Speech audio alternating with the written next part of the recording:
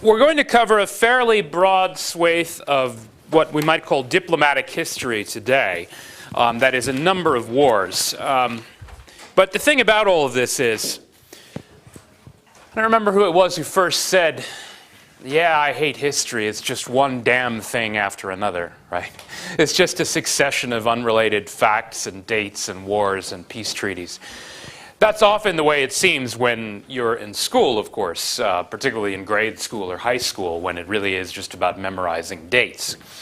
Now, I personally am of two minds about this because, on the one hand, modern historiography and the way history tends to be taught and written in the academy, that is to say, in universities, it's all against this sort of thing. Now it's all about theories and culture and language and linguistics and gender and race and transnational concepts and theories and interdisciplinary, all of this.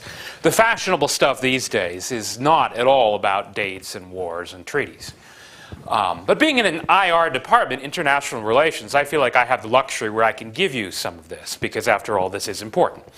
You need to know the names of some of the major wars of modern history. You need to know the names of some of the major peace treaties, which are up here, some of which you probably already know. I threw in a couple ones from Ottoman history to situate ourselves, since I assume you know about Karlovitz or Karlovich, I think you usually call it. You call it Karlovich, Pasarovitz, and Küçük Kaynarca, those being three of the most significant treaties regarding relations between the Ottoman Empire and Europe. The first, mostly a treaty with Austria, although there was kind of a holy league involved. The second, particularly concerned with Austria, because it basically knocked the Ottoman Empire permanently out of Hungary. And then, of course, Küçük Kaynarca, we'll get to that eventually, being, you might call it, the warning bell about Russian encroachment, and particularly Russian interest in the Straits, Russian interest in the Second Rome, Russian interest in the Orthodox Christians of the Ottoman Empire. Mostly today, though, we're going to talk about European wars. Because, I mean, in some ways, interesting as all of that is, the struggle in Rumeli in the Balkans between Austria and the Ottoman Empire, it continues, sure. I mean, there are periodic wars and so on. But that's not really where the action is anymore. You remember how I talked about how the center of the fulcrum of world power of geopolitics had shifted from the Mediterranean to the Atlantic Ocean. The real powers, as you will see, I mean, there's an interesting phrase. This is actually in the little packet I just handed you. If you skip down to the third page and you look at the map of European colonial empires, the primary empires being the Portuguese, Spanish, Dutch, British, and French. Now, if you think about this, Spain, France, Holland, England, the only thing they really have in common is, of course, that they all have water-going egress, that is, to the Atlantic Ocean. In the case of the Dutch, it's via the English Channel. That is where, remember, the real fulcrum of world power is. Yes, there's still a major trade with Asia, but even there, it's the circumnavigation of Africa via the Atlantic, which makes it possible. So if you look at this, you can begin to see that they're playing in a way in a different league. You know how when you have, say, the World Cup or the Euro Championship, right, 2008. Right now we're in the qualifiers, right, the qualies. I don't know what you call them in Turkish. You want to stay in the main league. In tennis, you have the thing called Davis Cup, right? You want to be in the World League. You don't want to fall down into the second rank. You want to be one of the players contending for the title. In a way, that's what's happening here. These are now the players contending for world power. Austria, you hear a lot about Austria and Prussia in the 18th century. You even hear more about Russia, because Russia, its own rise to power, is so dramatic. I could have written other wars up here. Russia's Great Northern War with Sweden, I probably should have mentioned that. Circa about 1700 to 1720. It's a long war. We'll call that the Great Northern War. Yes, Russia becomes significant, and particularly for the Ottoman Empire, Russia becomes very significant in this era. But that said, neither Russia nor Austria nor Prussia nor the Ottoman Empire is really contending for the great stakes anymore. We have this quote here from a French minister, Choiseul. I think this is at the time of the 7 Years' War, so mid-18th century. And he says, in the present state of Europe, this is the bottom of the third page of the handout I gave you, in the present state of Europe, it is colonies, trade, and in consequence sea power which must determine the balance of power. The House of Austria, Russia, the King of Prussia, and we might add again the Ottoman Empire, are only powers of the second rank, as are all those which cannot go to war unless subsidized by the trading powers. Cannot go to war unless subsidized by the trading powers. We know what subsidized means, right? In other words, someone has to pay. I mean, one of the things you notice here, I mean, you could throw in all of the Austro-Ottoman wars. You've got one from, what, 1683 up to Karlovitz, 1699. The one before Passarowitz, 1716 to 18. There are more conflicts in the 1730s, also, of course, 1780s. There are other conflicts going on. But these are kind of, in some ways, the main ones that are determining the shape of the modern world. If you just look at these, although there are pauses, they seem to be endless. I mean, you have a series of wars between mostly England and Holland, the Dutch, Netherlands. It's a little confusing, the different names. Formally, we now know the country as the Netherlands. In shorthand, it's called Holland, but they're often simply referred to as the Dutch. Anyway, so they're called the Anglo-Dutch Wars. Mostly wars fought at sea, although there were land battles. It's confusing because in the third of them, the French and English were actually on the same side, which is extremely unusual. And yet they didn't even win, which is even stranger. I mean, it was sort of a draw. But the Dutch, the main problem that the Dutch are facing here throughout these wars is that war is expensive for everyone. For the Dutch, it's particularly expensive because they need to field a navy just like the English do. But they also need to defend what is essentially a very low-lying country. We know these countries in shorthand parlance as the Low Countries. If you've ever been there, has anyone ever been to Holland, Belgium? Well, I mean, the main thing that they did even back in the 1950s in Holland, every so often they have problems with the dikes, is they literally have to keep the water out because it lies so low that, you know, the water just inundates the countryside. So low countries, although they do have some advantages regarding rivers and streams, they're not really enormous rivers, so they don't really have adequate defenses in geographic terms. And they certainly don't have mountains to defend them. And so it's a country easily invaded, so they have to field a large army, particularly in relation to the size of the population. So eventually, the Dutch they almost fall by the wayside just because they can't afford it anymore. They can't afford to do both the army and the navy. France has to do the same thing. They have to pay for a large army. I mean, you can look at the size here. You look at the size of the French army. I mean, this figure is astonishing. At the time of these wars, these two wars, in some ways you can say they're really both about, you know, the French effort to dominate Europe, the Sun King, Louis XIV, Louis XIV. Those wars, I mean, there's a lot else going on. But anyway, these wars, France's army reaches, you know, a size not seen in Europe really since the days of the Roman Empire, a standing army of almost 400,000 men. That's on the first page of your table here. And you look at this compared to Britain, which is fighting France, and they're fighting them on land. Britain has an army of only about 70,000. Now, Britain and France are also both paying for large navies, of course, right? So you can see why Britain has a substantial advantage regarding its navy. Its army is about 1/6 the size of the French army. Now that said, even that is misleading because in a lot of these wars, particularly beginning with the wars around 1700 with the Sun King, Britain starts paying for other people's armies too. So they're not only paying for their own army. But the basic fact remains that France, partly because of its ambitions, and partly because of its size, and also partly because of geography, has to field these enormous armies. Well, it doesn't have to. It's, you know, they choose to. Whereas England doesn't. That's a very serious advantage England has.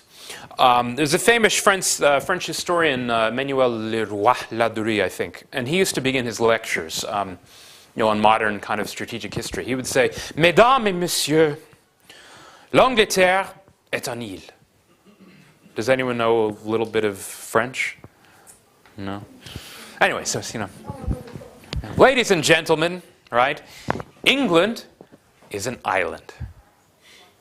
Now, it's not exactly news, but it's significant. And you should never completely forget this, because England, after all, as an island, has the English Channel to guard it against invading armies. Of course, the joke back in the 1990s when they completed the Channel was that the Germans would no longer have to mount a naval armada to invade England. They can just hop on the train. So it's a lot easier than it used to be. But interestingly, it's a little known fact of these wars that the French actually did. They outfitted an amphibious invasion force of almost 25,000 soldiers ready to invade England. Napoleon is a little bit later in the course, but we'll learn that Napoleon was actually offered the same basic deal by the French government when he was kind of becoming a popular victorious general after he'd won in Italy. They wanted to get rid of him, and so they said, "Why don't you go invade England?" And he said, "No thanks, I'm going to invade Egypt instead." Because he didn't want to lose, basically. It didn't go well, basically. They barely made it out into the Channel before the Dutch and the English Navy kind of surrounded them. So, the French, they're much richer than the English. We'll talk more about finance in the second half of today's lecture. They have a much larger population base. I think you have population here, too. Yeah, this is also on the first page. The French population at the time of these wars, about 1700, is more than twice that of the British Isles. By the time of the Revolution, France's population is 25 to 27 million. It's still about 20 million. So they have a much larger population base. Overall, the country is richer. It is richer in foodstuffs. They have better wine. All of that's true, too. But the main thing is, then, France, although it's richer, France has to pay for a much larger army. And so this is a serious disadvantage. The English are also figuring out that they have a real advantage against France in that they can very easily find anyone on the continent who doesn't want to be dominated by France will team up with them. And that's why it was a little bit unusual, I said, this third Anglo-Dutch war. I mean, it's a real anomaly in some ways in modern history, and that England and France temporarily were on the same side. The reason England wanted to support France was because, we forget this today, but the Dutch actually, in some ways, were a more sophisticated and, in fact, essentially the great world power even before the English were. We've completely forgotten this. If you've ever been to New York, has anyone been to New York? You know that it was originally New Amsterdam, right? I mean, it was originally founded by the Dutch. The Dutch Empire predated the English Empire, when it came to most of their significant trading concessions in Asia. The Dutch were pioneers when it came to things like shipbuilding, navigation. The Dutch, again, learning from powers like the Portuguese and Spanish who preceded the Dutch. Remember that their heyday was kind of the 1500s. The Dutch, you might call it their heyday. It didn't last as long because they had been oppressed by Spain, remember, in the 80 Years' War. Roughly from kind of the early 1600s until about, say, 1670, 1675, the Dutch were arguably the greatest power in the world. Strange as that sounds, because their population, if you look here, they're known as the United Provinces, if you're looking at the graph. It's pretty amazing. They've got less than 2 million people. Now, it's not to say they had the largest army in the world, but they had the most sophisticated navy, and they also had by far the most sophisticated financial and tax system in the world, which allowed them to finance this navy. And they had major trading concessions in Asia. Mostly, we know the Dutch Empire today by way of, I guess, Indonesia being the greatest long-serving example of a Dutch colony. Indonesia, which has, I think, actually fantastic food. But Indonesia, which the reason the food is good is because of the spices, so that they had a great kind of almost a spice monopoly. The Portuguese were still also heavily involved in the spice business, but the Dutch have begun to surpass them, as a much greater power. So it doesn't last very long, but for a little while the Dutch, believe it or not, are really kind of like they're the coming thing. Everyone wants to copy and imitate the Dutch. And so the English, they're sort of jealous of them. I mean, in some ways, there's a funny line about how the British Empire came to be. We think of the British Empire, again, as like the establishment. I mean, after all, the modern world speaks English. It doesn't speak Dutch. If you go to Amsterdam today, everyone speaks English. If you go to London, no one speaks Dutch. So you can see that England really won in the long run. Some of it, though, was luck. Because, after all, they're not really even winning their own wars against the Dutch. They have to team up with France just to stop the Dutch. It's not until about 15 or 20 years after this that things start to turn the other way when the Dutch realize they need the English more than the English need them. Now, for the reasons why, geography is obviously the most, I suppose, the simplest answer, that the Dutch had to defend their territory, whereas England, being an island, did not. There were other factors, though. I mean, the English, they were good at certain things. Oddly enough, one of the best talents they had was for piracy. In fact, this is really how the English got started. In fact, in some ways, it's kind of almost like the reverse of what happened with the Industrial Revolution. With the Industrial Revolution, the English were first, which was great for a while, but eventually it meant that other powers could kind of copy and imitate them and improve upon certain things. When it came to empire, it was completely the opposite. The English were sort of the last of the Atlantic powers to emerge as an imperial center. They were after the Spanish, after the Portuguese, after the Dutch, and even to a certain extent after the French. This is partly because England was really wrapped up in its own civil war for most of the first half of the 1600s. England, remember, didn't even fight in the 30 Years' War. England was really just pretty wrapped up in its own problems. To the extent England had any foreign policy regarding empire and colonies at all, it was pretty simple. It's basically, they had heard that the Spanish had gotten really rich because of all the silver and gold, and so they wanted some too. So they went out looking for silver and gold. Like, if you've ever heard of this phrase, El Dorado, there are various versions of the myth. Usually it's somewhere in South America, some mythical, like the really bad Indiana Jones movie they made. It was El Dorado, I think, right? The one they just made a year or two ago. And, they said, oh, it wasn't gold and silver. It's weird modern political correctness. No, it's some multicultural message or something. Of course, El Dorado was about gold. I mean, that's what they wanted to find. They wanted to find gold. The Spanish, they thought, had gotten rich. They didn't realize that it was sort of a curse, to have gotten all the gold and silver. So they wanted to go find gold and silver, too. And so they looked. They looked in places like Canada. Some of the early English kind of explorers, a lot of them were actually fishermen. In fact, the very first thing that they found was that Newfoundland, which is up, the coast of, I guess you probably have a map here, off the coast of Canada, sort of facing, you can see it here on the map, Newfoundland, facing the British. This is one of the very first places the British started settling on like a small scale. Basically, that was all about fish. There was a lot of cheap fish there. There was a lot of cheap fish in the Baltic Sea too, but that was dominated by other powers. So, some of them were going looking for fish. But really, what most of the ambitious ones wanted to find was gold. So they looked in places like this. They looked in Canada. They looked in various of their own islands, other islands that had already been settled, by the other powers like the Spanish or the Dutch or the French. And they couldn't find any gold. And so what they decided to do instead was to steal it. So they would send out ships and just basically try to steal the gold from the Spanish. In fact, like during the wars that we were looking at last week, the time of the Armada, remember they defeat the Spanish Armada famously in 1588, although they really got kind of lucky because of the weather. This whole period, this is in the kind of high Elizabethan age, think Shakespeare basically. The English, they were kind of a raw, rough and ready upstart country.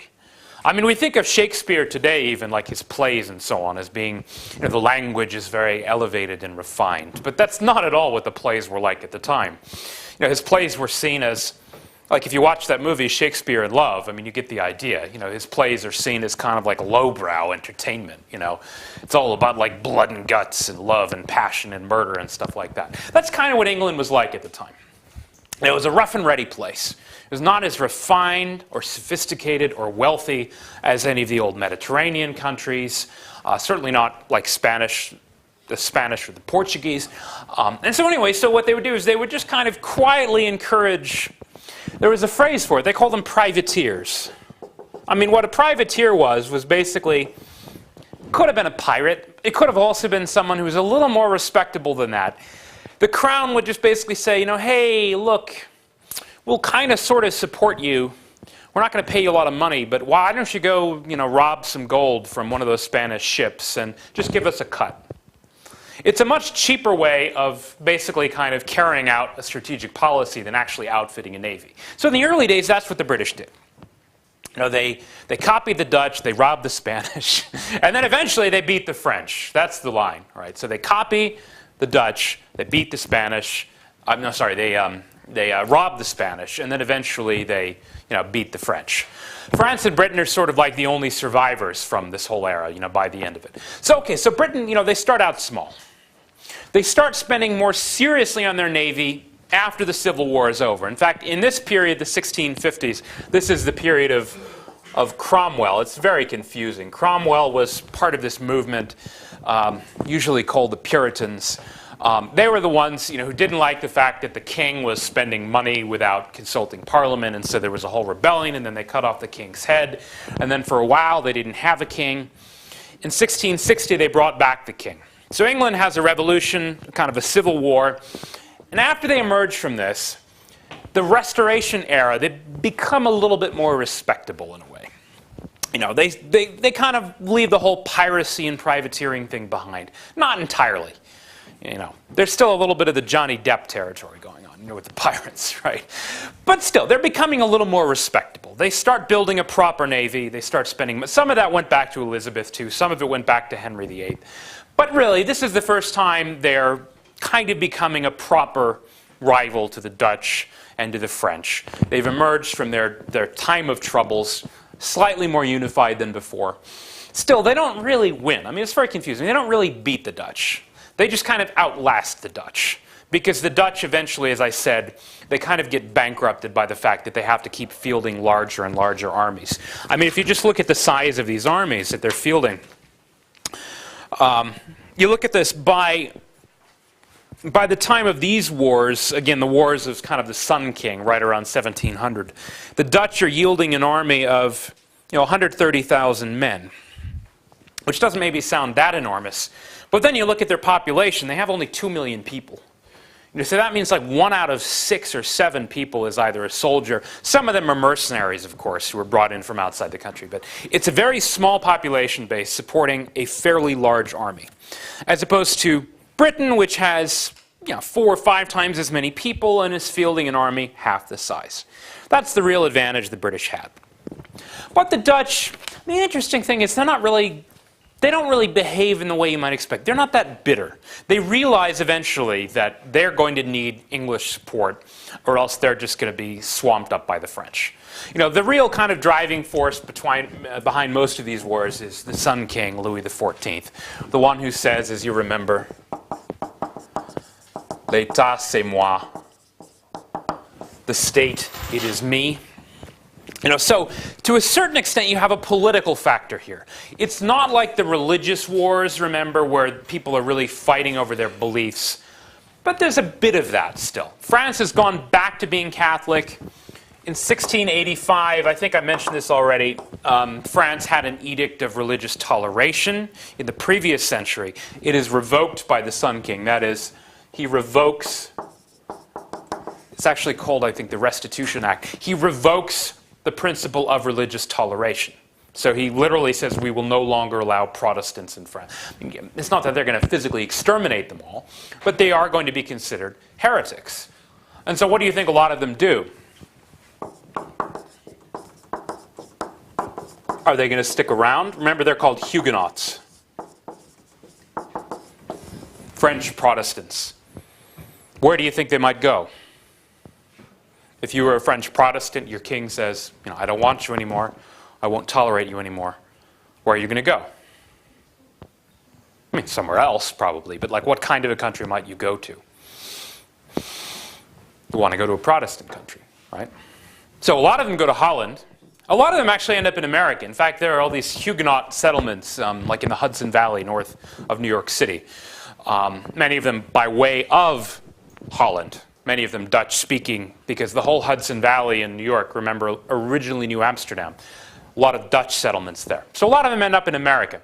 A lot of them end up in England. And England, it's a little bit confusing, because England, remember, even today it has a substantial Catholic population. But it is a predominantly Protestant country. That goes back to particularly Henry VIII. And his idea was kind of opportunistic. It was, we'll no longer be Catholics, and that way I get to rob all of the church property. Which is an idea that occurs to a lot of leaders in the modern era. But eventually, the country is mostly Protestant. The Puritans, Cromwell, they're sort of like extreme Protestants. You have all of these dissenting sects. The Puritans being the most famous example, the Quakers being another. A lot of them ended up settling in America. I think I mentioned this probably in the very first week, that to understand America's political culture, the peculiarities and the unique qualities of it, you have to understand that it's not just Protestants that settled the country. It was dissenting Protestants. In other words, those who had a very pure strain of religion in mind. Not to say they were zealots necessarily, although some of them were a little extreme. The idea is they did not want to submit to any authority. So that even in England, where eventually you had the Church of England, the Anglican Church as it's usually called today, it's a little confusing because although it's Protestant, it has certain elements which remind other Protestants of Catholicism. You know, it's a state establishment. It's kind of run by the state. They have things like communion, communion with the body and blood of Christ, with Catholics, which Catholics also do. They have different sermons, different prayers. They're still not Catholics. They still do not, recognize the authority of the Pope. But so in England, you have a kind of established Protestant church. And other Protestants didn't like that. They thought even that was too much. And so most of them, either they were persecuted or they fled to America. And then England, again, it's very confusing, but in the time of the Restoration, after Cromwell, the Stuart kings, not all of them, but most of the Stuart kings were actually Catholic. And that's one of the reasons why, again, temporarily, it's very confusing. But in the Third Anglo-Dutch War, the English king was a Catholic, and that's part of the reason he supported France against Holland. So there are exceptions to every rule, and that in a way is the exception to the basic rule of that kind of area and most of modern geopolitical history.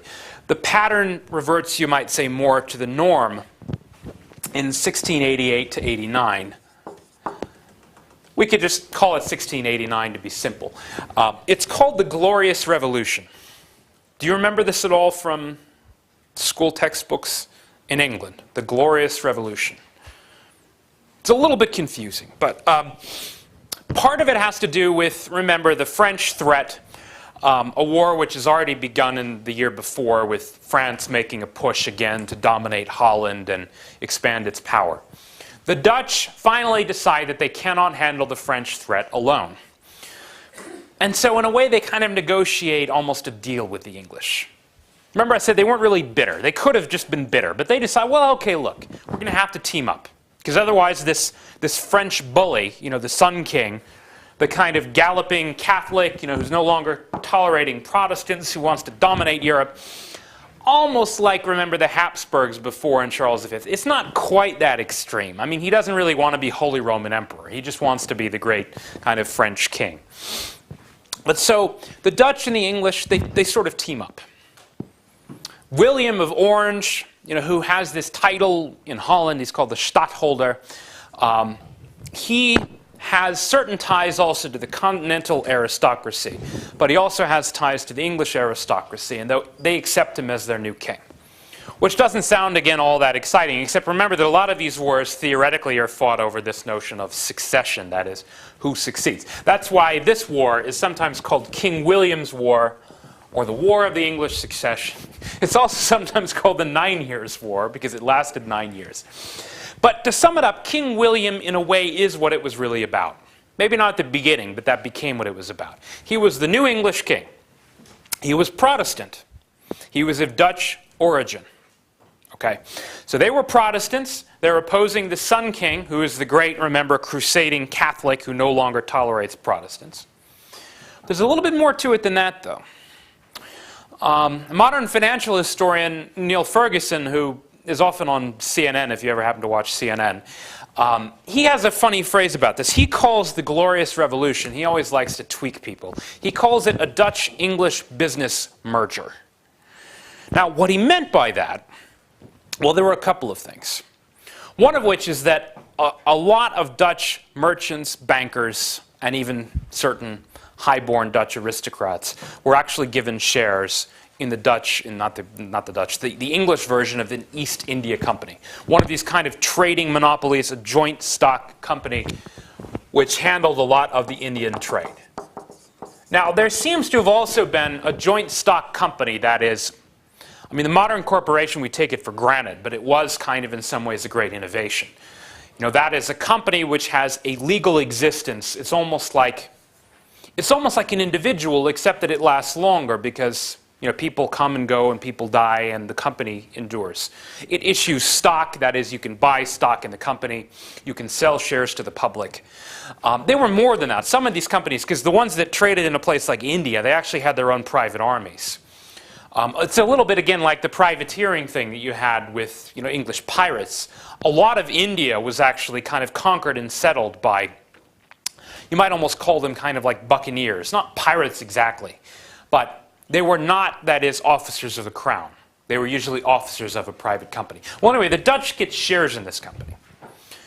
There's also a kind of gentleman's agreement about the Asian trade.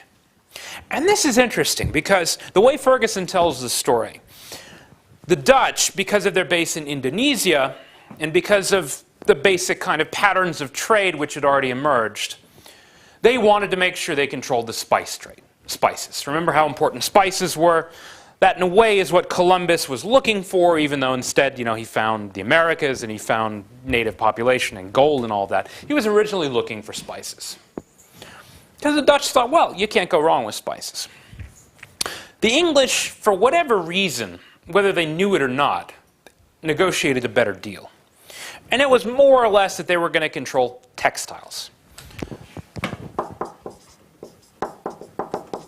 Textiles, that is clothing.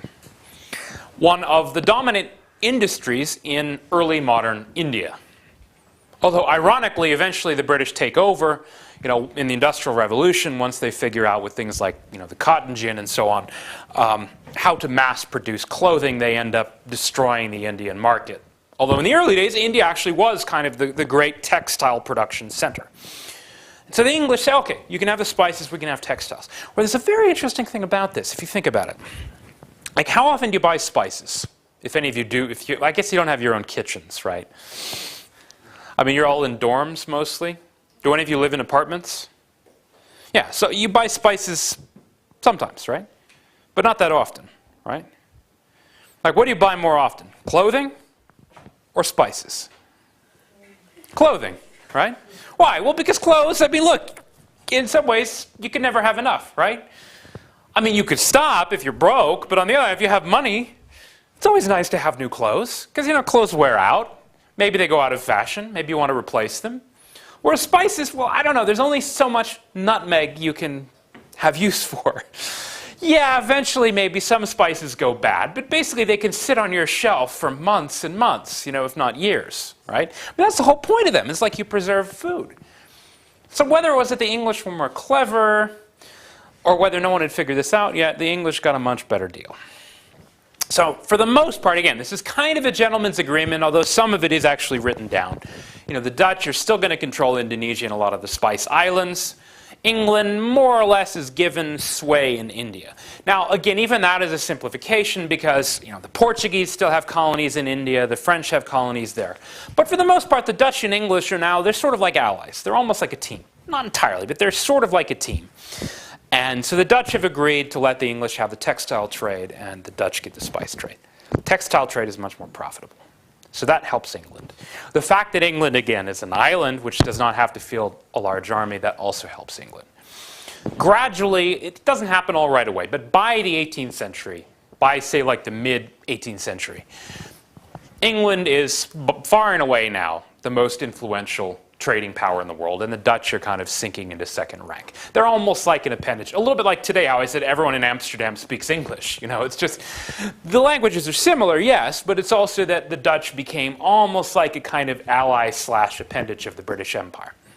Some of it may be because of bad negotiating, some of it just bad geographical luck. You know, they had to keep fighting off the French army, whereas England, whenever France would assemble an army like in 1692, they have to cross the channel. It's almost impossible. It doesn't work. I mean, remember even Hitler tried it. He had Operation Sea Lion. But before he did that, he tried with the Battle of Britain to send over the bombers. That didn't work. England is very difficult to invade, obviously. And so that's a big advantage the English have. But there are a couple of other things that the English, the thing that's so great about it is that they've kind of surpassed the Dutch. But on the other hand, because the Dutch now have investments in London, they also have a lot of people who keep traveling to London. The English are learning from the Dutch. Now, the Dutch themselves, like where they learned it from, you know, is another question. They mostly learned some of these techniques from Italy, but they were improved. What am I talking about? I'm talking about banking largely. I mean, banking is something, we really do kind of take for granted. Although, I think I mentioned a couple weeks ago this notion of Islamic banking and usury. You remember I asked you and we weren't sure what the term was? I'll just write it up here, because this is, again, another one of these very key things in kind of modern world history, which is sometimes taken for granted. Usury, this is the English term. I wrote down the Arabic term. I think I have it here. The Arabic term is riba. Do you have that in Turkish? I think it's just an Arabic word. Well, do we know what usury is? From the Bible. Loaning money at interest. Faiz. Faiz, I think? Yeah, faiz, right. So you loan money at interest. Money lending. Now, famously, this is prohibited by the Quran. It's also prohibited in the Bible. And so in medieval Europe, you had the same prohibition, which is why a lot of the early banking dynasties, although not all of them, were Jewish. Well, anyway, so I did a little bit of just kind of checking up on this. It turns out there's no one single term. The basic idea is that certain banks are either Sharia compliant or not. And most of the ones that claim to be Sharia compliant banks, that is Islamic banks, most of them are based in either Iran or Saudi Arabia, as you might expect. You have the strictest of the Sunni states and the strictest of the Shia states.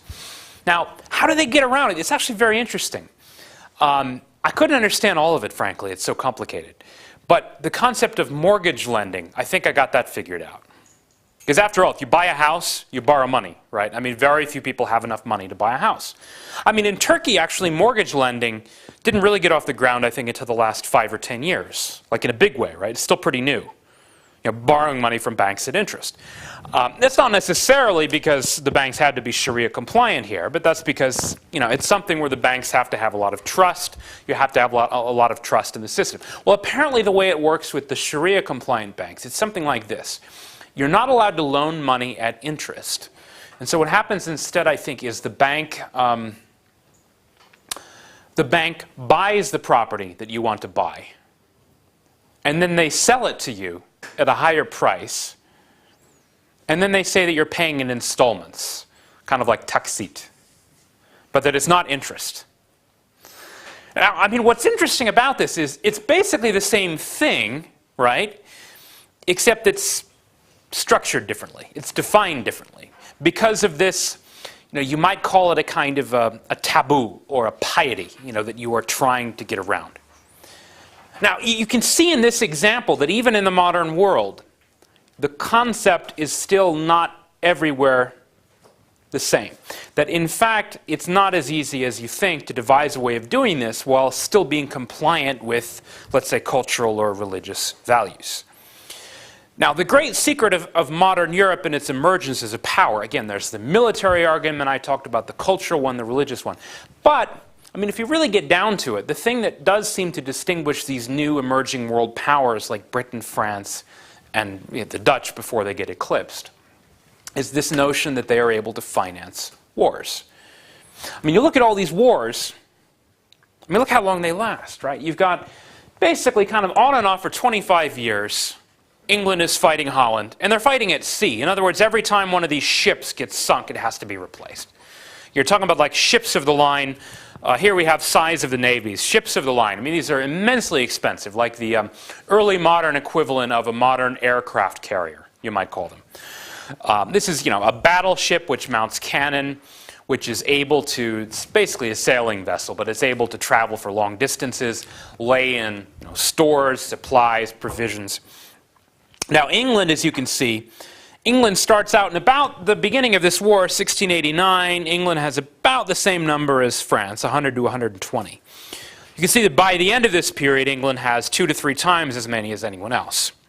I wish this went back a little earlier, because then you could compare the size of the Dutch in the English Navy. But the basic point is these things are expensive. It's basically the largest, almost like half of England's public expenditure, or at least its military expenditure, goes towards building these ships. And yet they only have about 100 of them. So you imagine like one of these wars, if you sink just 5 or 10 of these ships, you're talking about a humongous portion of the budget. They're very expensive. Then you look at these wars. There are naval battles along with land battles. Remember, the French army is up to like 400,000 men who all demand permanent salaries. They need to be supplied and fed and so on and so forth. England, by this time, is actually paying not only for its navy and its army, it's paying for like other people's armies too. It's immensely expensive. So how can they pay for it? You remember this quote about how only the trading powers were able to pay for it? Well, that was a Frenchman who was saying that. And I think he himself, Choiseul, might not have entirely understood the real secret of public finance. He thought it was wealth, trading wealth. You had to have access to the Atlantic Ocean, the slave trade, the sugar trade, the coffee trade, maybe the spice trade, textiles. Yeah, that was true up to a point. I mean, you had to have a large base of wealth. But even that wasn't really enough, because if you look at the expenditures during these wars, they go way beyond what the countries themselves are actually able to raise. If you look here at just British expenditures, this is in the middle page of your packet. Again, I wish it went back earlier, but we're starting about this time. We're starting with King William's War here, 1688. Total expenditure, and this is in £1,000,000. Back in these earlier wars, we're talking about maybe a few tens of millions of pounds. £50 million per year. Total income about 32, 33 million. Oh, that's interesting. So, that's not annual. I think that's total. But anyway, so the amount raised by loans is about 33%. That is 1 out of every 3 pounds sterling that Britain is spending is borrowed. Now, France, if you actually look at this period, France borrows, it's kind of like roughly similar. France spends about the same, they borrow roughly the same. But by the late 18th century, as we all know, France is the country that has a revolutionary meltdown and England does not. We'll look a little more closely at some of the reasons involving taxation and politics in the second half of the lecture, but for now, I'll tell you the single key fact that you have to know, which is that by the 1780s, England and France had virtually equal public debts. That is the total amount of money that they owed to their creditors. France's population was 2 to 3 times as large. But France had the revolution and England didn't. Why? Well, the single largest proximate cause was interest, faiz. France was paying 6 to 7% on its loans, and England was paying 3%. Now, as to why, that in itself is a very interesting question. How are we doing on time, by the way? I don't have my watch handy. Is it 30? Okay, so we'll stop the first hour, and when we come back, we're going to look at some of these differences. Why? Basically the question, why was France paying twice as much interest on its loans, on its debt, as England?